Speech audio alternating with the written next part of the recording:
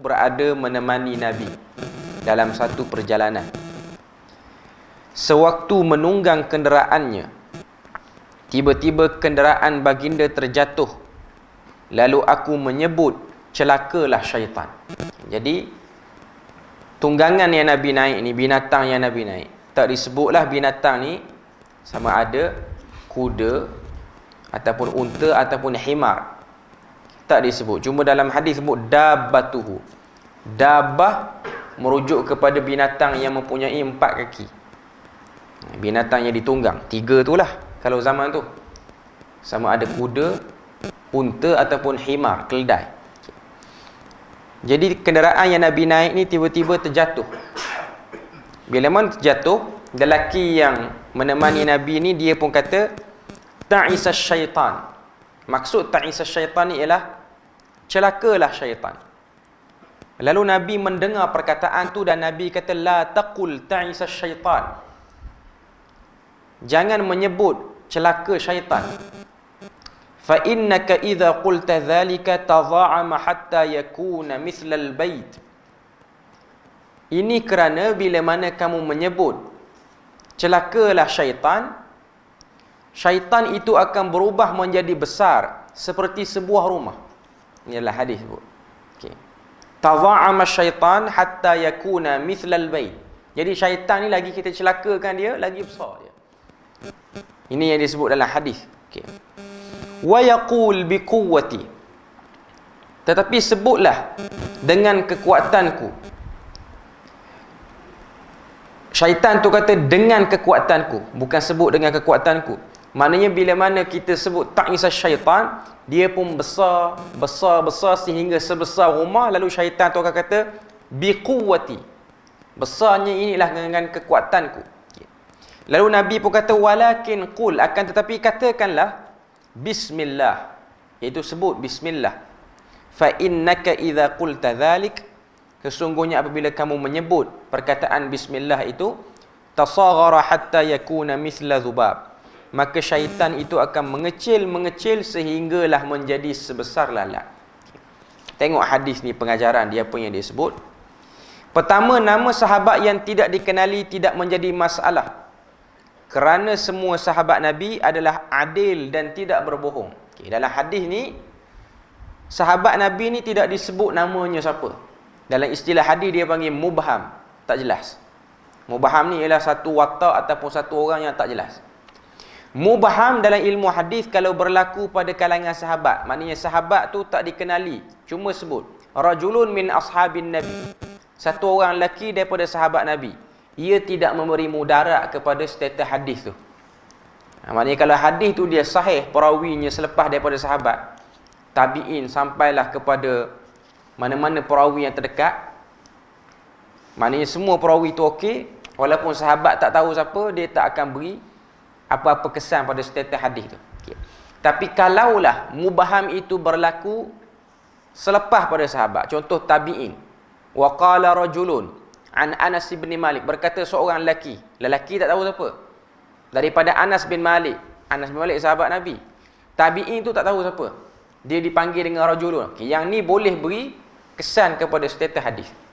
Jadi mubham bila mana berlaku dalam sanad, bila mana ia melibatkan sahabat, dia tak beri kesan. Tapi kalau dia melibatkan perawi selepas pada sahabat, dia beri kesan. Dia boleh pergi kepada dhaif, bahkan boleh pergi kepada palsu ataupun mungkar. Okay. Jadi dalam hadis Nabi kata seorang lelaki, perawi itu kata, Abul Malih kata seorang lelaki yang menemani Nabi. Okay. Yang kedua, tidak dibenarkan bagi seseorang Muslim untuk mencela syaitan apabila berlaku musibah, kerana ia akan menjadikan syaitan itu besar dan bangga. Jadi kalau kita kata celaka syaitan ataupun kita kutuk syaitan, dia tak beri apa-apa benda pun pada syaitan, bahkan membesarkan dia, membanggakan dia. Sebaliknya, sunat baginya mengucapkan bismillah, kerana segala musibah yang berlaku adalah dengan kehendak Allah. Jadi sunat kita sebut bismillah. Maknanya kita naik kenderaan kita rosak, ataupun apa-apa benda saja sebenarnya, sebab dalam hadis ni dia tunjuk pada kenderaan, tapi hakikatnya apa saja benda. Contoh gelas kita minum jatuh, kita pun kata celaka syaitan. Okay. Ataupun apa-apa benda lah. Orang bercakap dengan kita, orang minta pada kita sesuatu, kita terlupa. Kita terlupa apa yang dia minta tu. Kita dah ingat dah sebelum ni, kita pun kata celaka syaitan ni bagi aku lupa. Tak ada manfaat. Okay. Tapi kalau dia sebut wama ansanihu illa syaitanu an azkurah, macam yang dalam surah Kahfi, kata-kata Nabi Yusha. Nabi Yusha ni pembantu pada Nabi Musa. Tak sebut dalam Quran nama tu. Cuma Quran sebut Fatah. Fatah ni seorang lelaki yang menemani perjalanan Nabi Musa nak jumpa Nabi Khidir. Bila mana kita tengok dalam surah Kahfi, Nabi Khidir kata lelaki yang aku kena jumpa ni, dia duduk di kawasan Majma'al Bahrain, tempat pertemuan dua laut. Dan petanda dia ialah bila mana kita makan ikan yang kita bawa ni, dia akan hidup balik situ. Dia akan hidup di situ. Jadi Nabi Yusha ketika mana Nabi Musa berehat, dia tidur, dia nampak ikan yang dia makan tu keluar daripada bekas dan masuk ke dalam laut.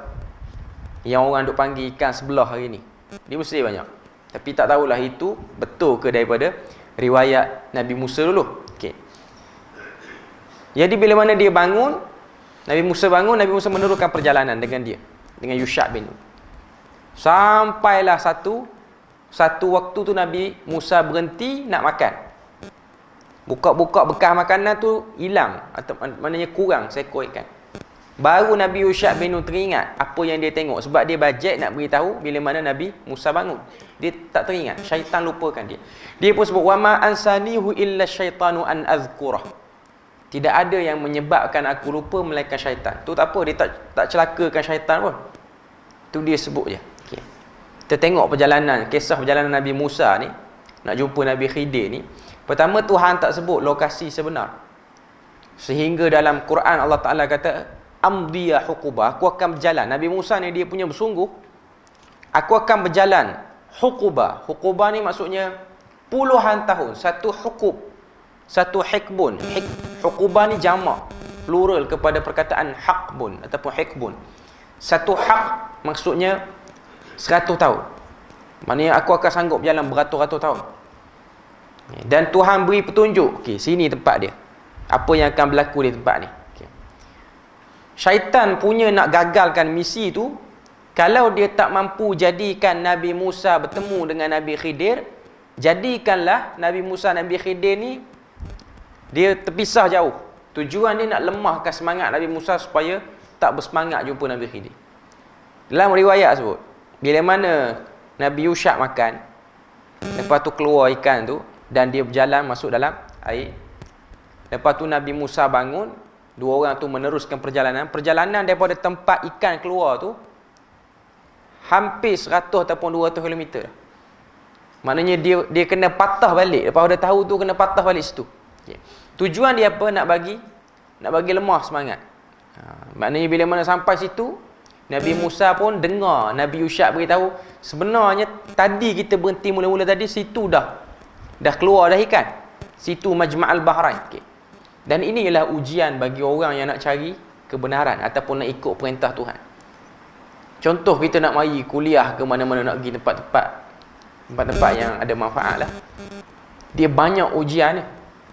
Tambah kuliah tempat yang jauh-jauh. Perlis ni okey, dekat-dekat lagi.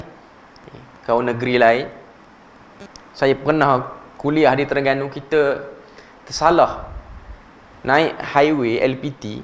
Saya kurang beri perhatian. Dia ada dua jalan, satu ke Kuala Lumpur Kuantan, satu ke Kuala Terengganu. Saya pada kemana nak pergi Kuantan, saya masuk belah Kuala Terengganu. Dia kena U-turn jauh, dekat dengan 40 km kena U-turn. Dalam hati waktu tu nak call JK Masjid, batal aku kuliah. 40 km, maknanya daripada Kemaman nak pergi ke Kuantan tu 60-70 km dah. Okay. Saya dah pergi ke arah Kuala Terengganu tu 40 dah. Tambah 100 km lah. Okay. Berat dah waktu tu. Tapi pergilah juga. Okay. Nasib baik awal ni kalau tolak dalam pukul 6 masa tak sempat lah. Okay. Cuma nak beritahu, dia jadi kebiasaannya. Saya tak pernah lah sampai tak perasan kita masuk highway tu. Okay. Tapi hari tu dia jadi tak perasan. Okay. Malam tu pula kuliah tu benda yang agak penting. Benda nak cerita tentang godaan syaitan pada manusia. Syaitan dia bagi kita lupa tu awal-awal lagi. Okey. Saya dah buka Waze macam biasa dah. Macam mana hari tu saya boleh masuk? Perasan berapa Waze ni makin jauh.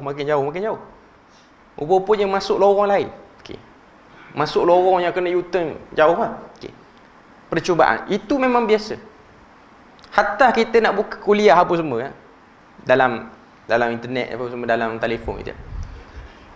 Link kuliah itulah internet dia lembat. Buka video apa laju, tak ada buffering satu. Itu benda biasa. Nak buka link kuliah kadang-kadang link rosak lah, link tak boleh buka lah. Okay. Link yang mengarut ni kita tak buka pun, dia melintas dalam depan mata kita. Itu benda biasa. Okay. Maknanya ini yang berlaku pada Nabi Khidir dan juga Nabi Musa AS. Tapi nak beritahunya Nabi Yusha ni dia tidak cela syaitan tu. Larangan mencela syaitan. Sebab mencela syaitan, sebab bila mana satu orang dia kenalah keadaan ni, dia akan cela syaitan. Perbuatan mencela syaitan ni tidak memberi apa-apa manfaat, melainkan hanya menambahkan kesombongan syaitan tu sendiri. Apa lagi yang dia sebut sini? Sebaliknya sunat baginya mengucap bismillah kerana segala musibah yang berlaku adalah dengan kehendak Allah, bukan dengan kudrat syaitan. Jika seseorang Muslim beranggapan musibah itu dengan kudrat syaitan, maka dia telah terjun ke lembah kufur. Ini yang disebutkan oleh Al-Imam Ibn Al-Qayyim dalam kitab dia Zadul Ma'ad fi Hadi Khairil Ibad. Sebut pada kita bahawasanya bila mana berlaku satu musibah, kita jangan rasa musibah tu berlaku dengan bijaknya helah dan tipu daya syaitan.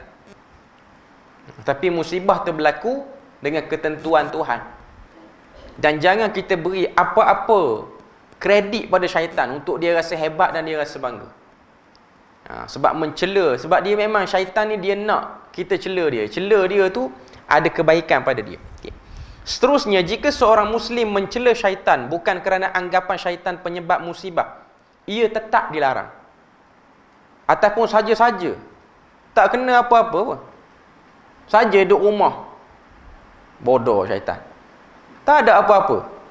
Tiba-tiba seorang-seorang diri.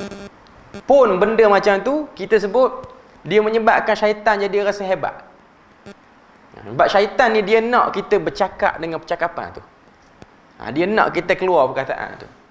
Syaitan ni dahsyat agak lah. Maknanya, kita kata ke dia pun, yang benda tak betul, benda yang teruk pun dia suka. Biasa orang, walaupun dia tu jahat, kalau kita kata, mu ni jahat, dia marah, walaupun dia tu memang jahat lah. Okay. Tapi syaitan ni, dia suka kalau kita kata, jahat syaitan. Saja-saja sebut. Tak guna syaitan. Benda tu dia suka. Okay. Antara hikmahnya adalah supaya lidah Muslim bersih daripada celaan yang tidak bermanfaat. Ini kerana syaitan sudah pun tercela. Tak perlu kita cela sebab Tuhan dah sebut syaitanir rajim. Syaitan yang direjam. La'anahullah. Banyak ayat yang sebut tentang kedudukan syaitan. Okay. Oleh itu syaitan suka jika lidah seorang Muslim kotor dengan cacian dan makian. Sebaliknya lebih baik menyebut zikir daripada mencela syaitan. Okay. Jadi dalam amalan yang ke-31, sunnah yang ke-31 ni, bila mana kenderaan kita rosak ataupun terlanggar sesuatu, apa-apa benda, maka kita sebut bismillah. Ini anjuran yang ada dalam hadis. Maknanya janganlah kita sebut perkataan-perkataan yang tak sepatutnya. Biasanya orang ni dia latah keluar benda-benda yang tak sepatutnya. Okay. Latah ni, saya ada baca satu artikel. Latah ni antara masyarakat yang ada penyakit ni ataupun tabiat ni ialah Nusantara paling banyak. Melayu. Selain daripada tu Eskimo yang duduk di kutub utara pun ada penyakit latah. Dia latah lagu mana kita tak tahulah bahasa dia. Okay. Cuma ni antara bangsa-bangsa yang ada. Dan latah ni ianya bermula daripada tidak ada pada seorang manusia. Sehingga dia diajar dan dia berubah jadi tabiat. Jadi latah ni dia bukan benda yang semula jadi ada. Dia tidak ada.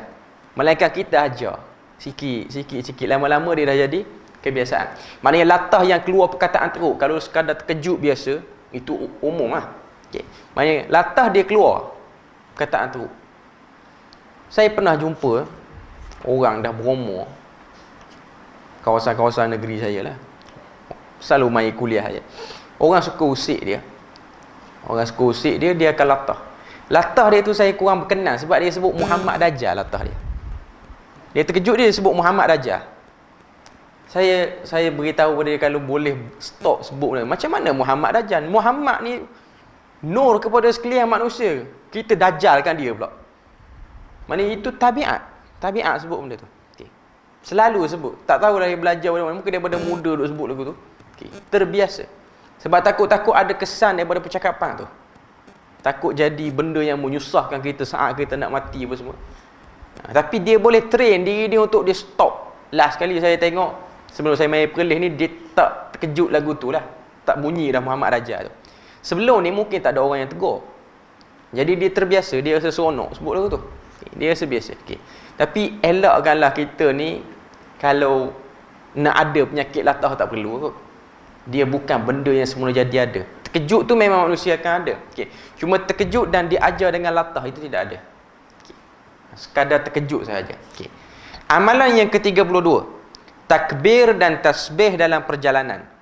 Daripada Jabir radhiyallahu anhu, dia berkata, kunna idza sa'adna kabbarna wa idza nazzalna sabbahna wa idza nazalna sabbahna. Dahulu kami apabila berjalan naik bukit, kami akan bertakbir. Dan apabila kami turun bukit, kami akan membaca tasbih. Ini hadis riwayat Bukhari. Tengok pengajaran daripada hadis apa yang disebut sini. Ulama berbeza pendapat tentang status lafaz seperti dahulu kami sentiasa melakukan, tanpa disandarkan kepada zaman Nabi sallallahu alaihi wasallam. Adakah ia dianggap hadis ataupun tidak? Ibnu Salah menganggap ia adalah hadis mauquf. Al-Iraqi, As-Suyuti dan Ibn Hajar mengatakan ia adalah hadis marfu'. Hadis di atas menjadi hujah bagi pandangan ini. Jadi nak sebut kepada kita bahawasanya ini ada sedikit perbahasan di kalangan para ulama, iaitu pada perkataan kunna, dahulu kami. Itu sekadar perbahasan teknikal dalam ilmu hadis lah. Ada yang kata ni merujuk kepada mauquf, perbuatan tu sampai pada sahabat. Ada yang kata marfu' sampai pada Nabi. Okay. Yang kedua, Jabir bin Abdullah menceritakan tentang sunnah yang Nabi SAW ajarkan sewaktu dalam perjalanan, iaitu bertakbir ketika melalui kawasan tinggi dan bertasbih ketika turun ke kawasan rendah. Bila mana kita naik kenderaan kita tu mendaki, maka kita disunatkan untuk bertakbir. Takbir secara pelan-pelan je lah. Kalau kita tengok antara tempat yang kita boleh bertakbir ni bila mana kita naik kapal terbang, dia nak berlepas tu. Dia nak berlepas, naik. Situ tempat yang kita boleh takbir. Okay. Ada setengah syarikat penerbangan ni dia ajar sunnah tu. Okay. Cuma airline Malaysia ni tak ada sebut. Sama ada Malaysia Airline ke ataupun Air Asia tak ada sebut. Yang ada ajar benda ni ialah Saudi Airline ada sebut. Okay. Bila mana kita waktu nak kita berlepas tu, dia ajar dan dia sebut hadis ni. Idza sa'adna kabbarna. Tapi dia tidak secara kuat-kuat lah. Tidak secara ramai-ramai, kuat-kuat. Sebab ada satu hadis yang diriwayatkan, iaitu bila mana para sahabat ni dia naik bukit, dia takbir ramai-ramai, kuat takbir. Nabi pun kata, kamu tidak meminta kepada Tuhan yang pekak, dan kamu juga tidak meminta kepada Tuhan yang bisu. Sebut bagi seorang-seorang cukup. Jadi kita disunatkan sebut bila mana kita naik kenderaan ke, kereta kita ke, apa-apa saja, naik motor pun, kawasan yang mendaki bukit. Orang pergi Cameron Highland banyak boleh sebut lah. Waktu naik tu. Ini waktu naik. Ni PKP tak ada lah. Boleh pergi balik ya. Okay. Cuma nak sebut pada kita ini tempat, tapi orang tak berapa nak ingat sangat benda ni. Okay. Jadi ini antara sunnahnya. Sebahagian ulama mencari hikmah pensyariatan ini. Apa sebab? Kena waktu naik kena takbir, waktu turun kena tasbih. Okay. Ibnu Hajar mengatakan takbir disyariatkan ketika menaiki kawasan tinggi kerana ketinggian dan kemuliaan merupakan sesuatu yang disukai oleh jiwa. Maka ia boleh membawa kesombongan. Lalu disyariatkan takbir supaya jiwa Muslim sedar kesombongan hanyalah milik Allah. Okay, jadi waktu bila mana takbir itu tempat tinggi nak tunjukkan kemuliaan dan kebesaran. Mana-mana tempat tinggi. Ada orang tanya naik roller coaster boleh beramal? Roller coaster ni dia naik ke dia main? Saya nampak lebih pada main kot. Permainan. Jadi tak sebut kot situ. Tapi biasa atas roller coaster ni tak ingat dah. Pintu fanfare tak ingat dah. Tak sempat naik lagi. Pintu nak masuk, nak pergi main tu tak ingat dah. Nak takbir ke, nak tasbih ke apa. Situ bukan orang Muslim ramai pun. Macam-macam colour duk ada situ. Okay. Cuma dia tak termasuk dalam bab ni. Okay. Manakala tempat rendah pula sinonim dengan kesempitan dan musibah, maka disyariatkan tasbih selari dengan apa yang dilakukan oleh Nabi Yunus AS ketika mana berada dalam perut ikan. Ini yang disebutkan oleh Ibnu Hajar dalam Fathul Bari. Sebab apa kena tasbih? Sebab turun ini ialah satu benda yang bahaya dan satu benda yang menyempitkan. Macam mana Nabi Yunus ataupun Zannun. Quran sebut Zannun ni maksudnya seorang Nabi yang berada dalam perut ikan nun. Ikan nun ni kalau kita tengok dia akan terjemah dengan ikan paus. Okay. Tapi tak tahulah, yang saya tanya orang, ikan nun dan ikan paus dua ikan yang berbeza. Dia tak sama. Mungkin dia satu family tapi jenis bentuk dia tu ada perbezaan sikit. Okay. Ikan nun dikatakan lagi besar berbanding paus tu sendiri. Wallahu a'lam, itu bukan benda yang diterangkan oleh Quran. Okay. Cuma nak sebut kepada kita bahawasanya ialah satu bab nak cerita kesempitan. Sebab Nabi Yunus dia masuk dalam perut ikan nun tu, dia rasa sempit, gelap. Okay. Sebab duduk dalam perut. Kita jangan bayang perut ikan tu dia luas, dia boleh bergerak apa semua, tak. Dalam tu dia duduk dan dia baca tasbih. Maknanya dia sebut la ilaha illa anta subhanaka inni kuntu minadh zalimin. Subhanaka inni kuntu minadh zalimin. Itu poin dia, tasbih. Okay. Ibnu Allan dan Mulla Ali Al-Qari pula berpandangan ketinggian tempat adalah simbolik kepada ketinggian martabat, maka ia selari dengan takbir. Manakala kawasan rendah adalah simbolik kepada kekurangan, maka bertasbih bermaksud menyucikan Allah daripada segala kerendahan sifat, daripada sifat kerendahan, kerana Allah bersifat dengan sifat kemuliaan. Ini antara yang disebutkan oleh para ulama. Al-Muhallab dan Al-Aini juga berpandangan bahawa mata manusia akan melihat makhluk ciptaan Allah ketika melalui kawasan tinggi. Maka takbir disyariatkan supaya kita membesarkan Allah yang menciptakannya. Manakala melalui kawasan rendah simbolik kepada manusia agar ia selari dengan tasbih seperti Nabi Yunus yang bertasbih ketika dalam perut ikan. Cuma poin dia ialah naik kawasan tinggi kita takbir, turun kawasan rendah kita bertasbih dengan subhanallah. Seterusnya, amalan seterusnya, membaca bagaimana cara Nabi membaca tasbih. Daripada Abdullah bin Amr radhiyallahu anhuma, dia berkata, ra'aitun nabiyya ya'qidu tasbih. Aku melihat Rasulullah itu menghitung bacaan tasbih dengan jari-jarinya. Hadis riwayat Tirmizi. Okay. Jadi nak sebut pada kita, Nabi bila mana Nabi berzikir, Nabi bertasbih, Nabi akan hitung dengan jarinya. Tak sebutlah macam mana Nabi hitung tu. Adakah Nabi satu tasbih satu jari, ataupun satu tasbih tu ikut ruas jari, tak sebut. Tapi poin dia ialah ya'qidu, Nabi bilang menggunakan jari-jari. Jadi tidak ada tariqah ataupun satu cara khusus. Ada orang dia letak macam-macam cara lah, tapi poin dia guna jari. Ada orang dia kata yang ni lebih sunnah, 1, 2, 3. Yang ikut ruas tu kurang sunnah. Tak apalah, benda tu tak didetailkan dalam hadis. Tapi poin dia macam mana kita boleh buat, kita zikir guna jari kita. Ada orang buat kaedah ruas jari ni cukup 33. Okey, boleh guna kaedah tu. Kalau nak bilang satu-satu, walaupun jari 5, tapi nak bilang satu-satu. Maknanya kalau jari ni 5, guna kaedah jari ni baru 5 kali. Okay. Itu pun ikutlah atas keselesaan masing-masing. Hatta nak guna tasbih pun ikut zaman moden ni, dia taklah sampai, bagi pandangan dan pilihan saya lah, taklah sampai kepada orang kata apa, benda yang salah guna tasbih ni. Walaupun tasbih itu dia bukan hanya sinonim dengan Islam. Agama lain pun ada yang guna tasbih.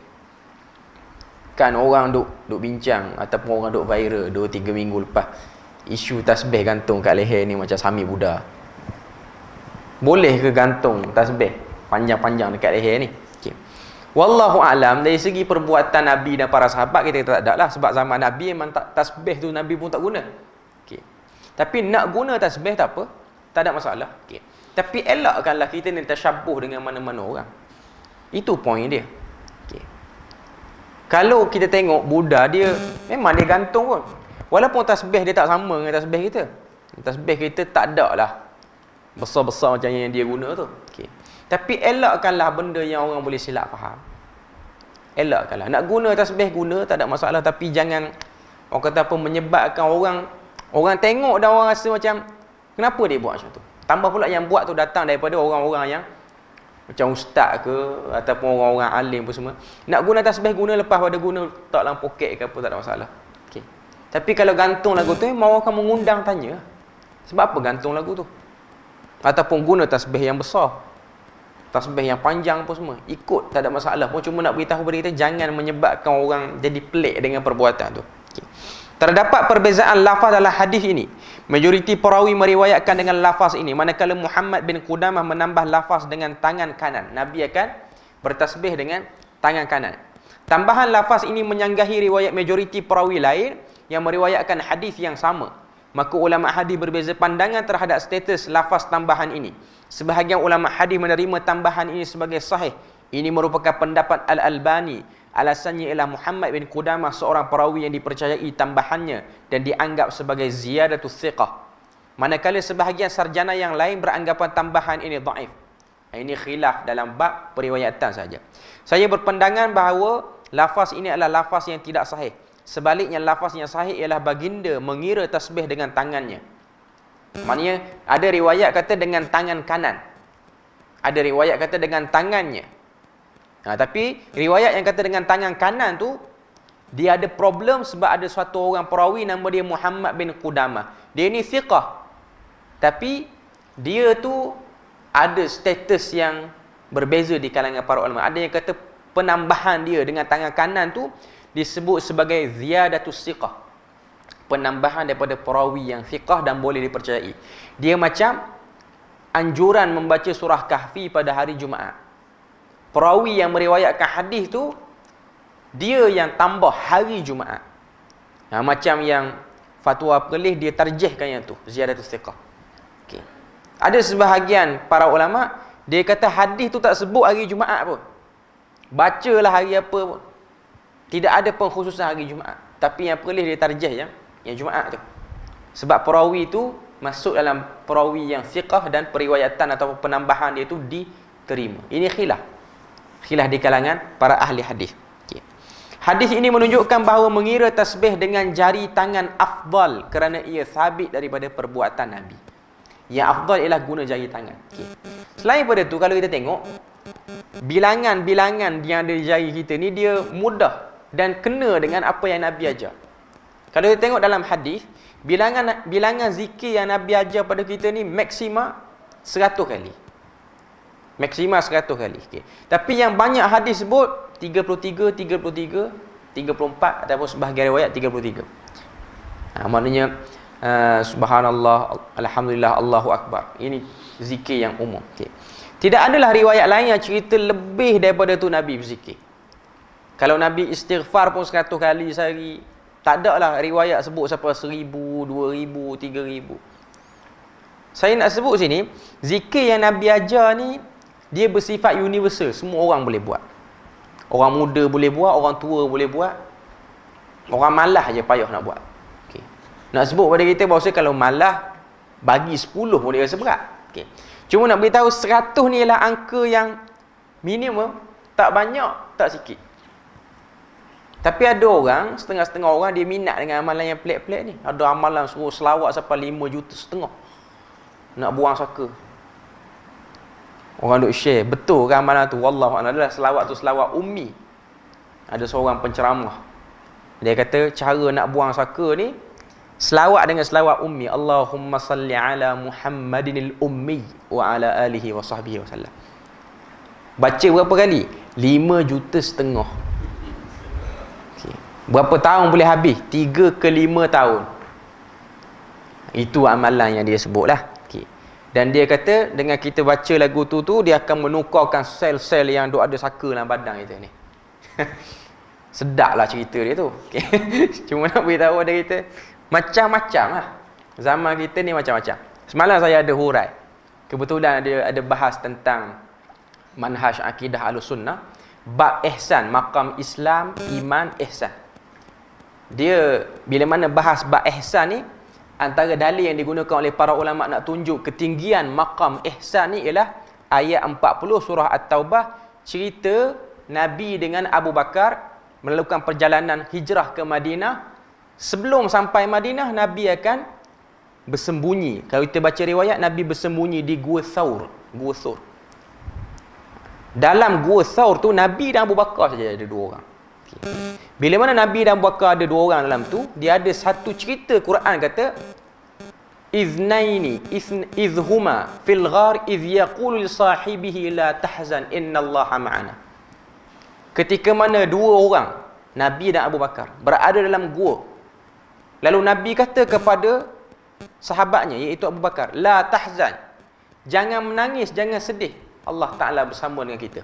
Ini dia panggil maqam ihsan, iaitu maqam musyahadah.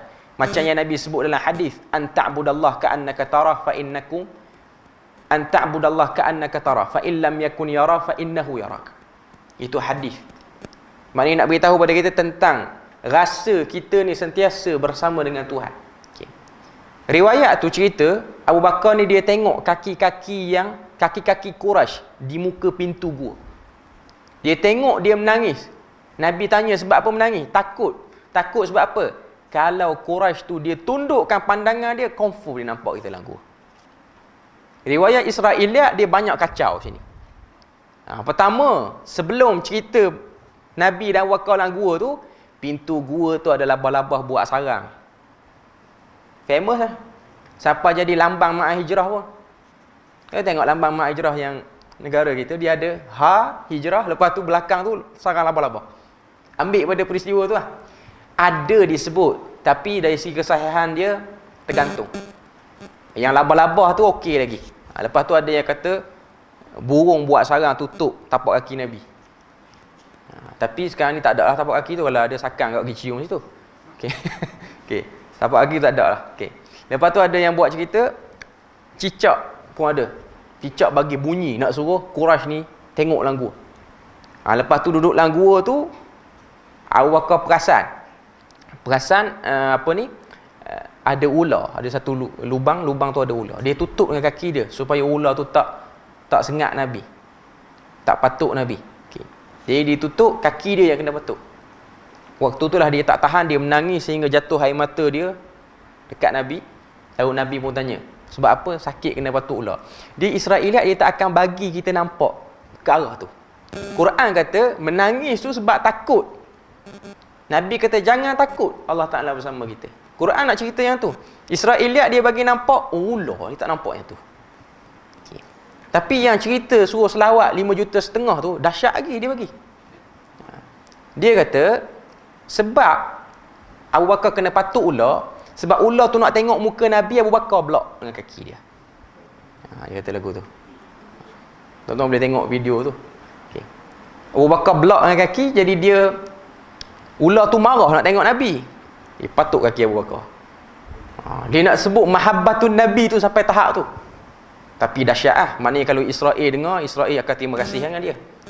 Dia bubuh pencah atas riwayat tu cukup sedap. Maknanya dia tumis lagi riwayat tu bagi sedap. Okay. Yang Israel bubuh tu lari tajuk banyak dah.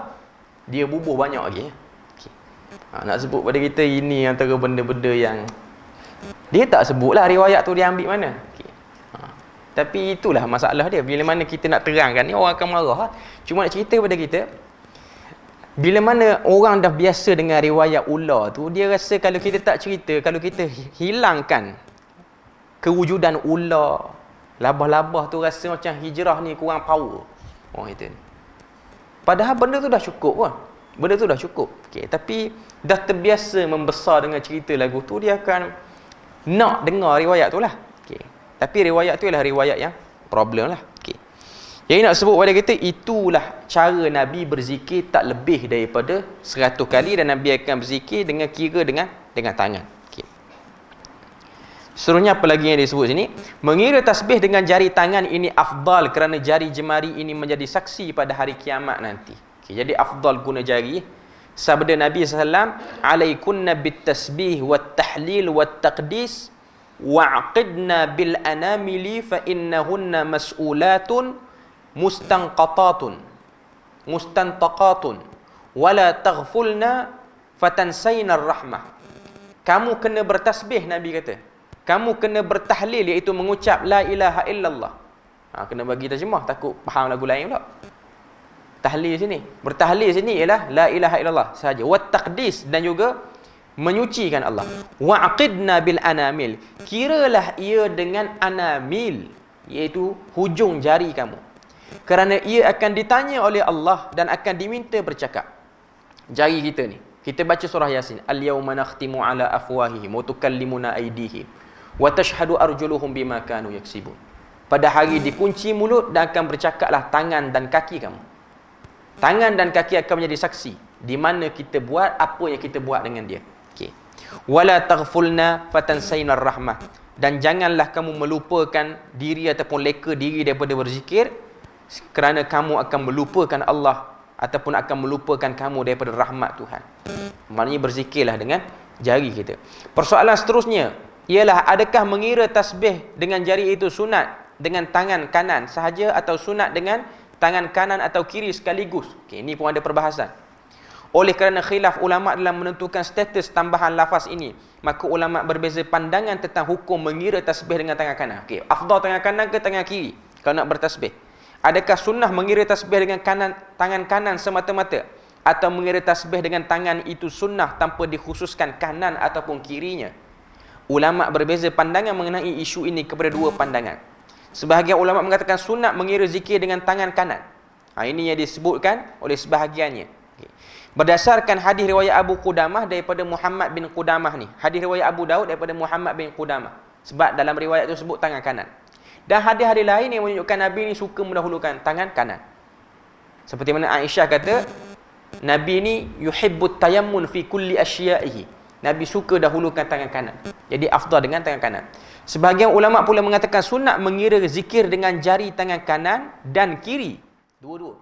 Dalil dia, tambahan tangan kanan Muhammad bin Qudamah tu ialah riwayat yang ataupun lafaz yang dhaif.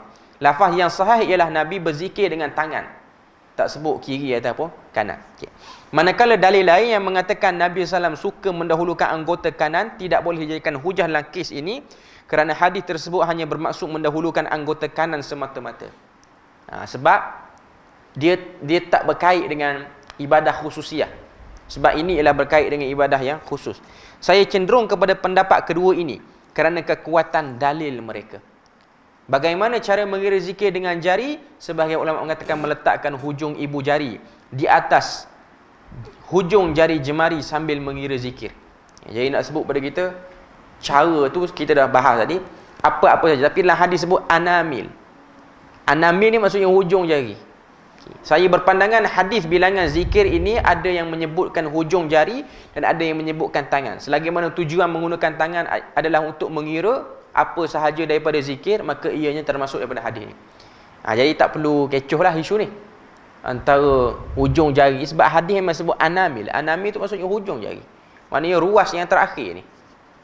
Tak apa, tak ada masalah. Yang penting zikir je. Bincang punya bincang, zikir tak start-start lagi, tak ada kerja.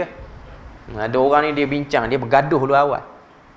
Tapi benda tak bergerak pun, tapi bergaduh sakang dah. Dia macam cerita, ni yang terakhir lah cerita, saya dengar orang tua duk cerita. Dia ada dua orang sembang. Dalam apa yang dia orang sembang ni, dia nak buat perancangan. Seorang nak pera lembu. Seorang lagi nak buka ladang jagung, nak tanam jagung. Okey. Jadi yang pera lembu ni dia pesan kepada kawan tu. Ni perancangan. Okey. Baru sembang kedai kopi tu. Dia pesan pada kawan yang nak tanam jagung ni. Kalau nak tanam jagung nanti kena buat pagar siap-siap. Dia kata. Sebab takut lembu aku pergi makan jagung kamu. Yang tanam jagung pula kata, kamu kena buat kandang siap-siap, supaya lembu kamu tak keluar makan orang. Dia bergaduh tu sampai nak bertumbuk.